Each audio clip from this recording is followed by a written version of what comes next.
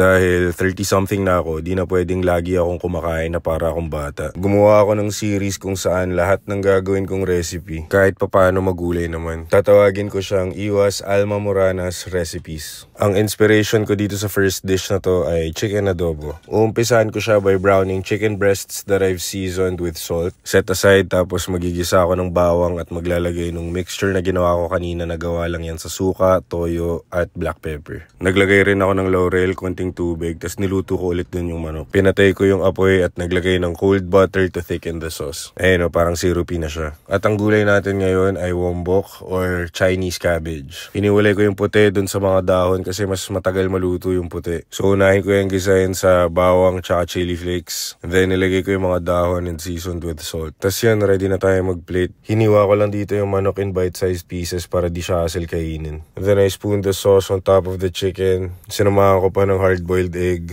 Konting chili garlic na lawagan mo. Tapos yun na yun. Narealize ko dito na hindi ko naman ata pala talaga ayaw yung gulay. Sadyang iniiwasan ko lang siya kasi yun na yung nakasanayan kong ginagawa mula bata ako eh. Pero depende sa luto, parang okay naman pala. Kain.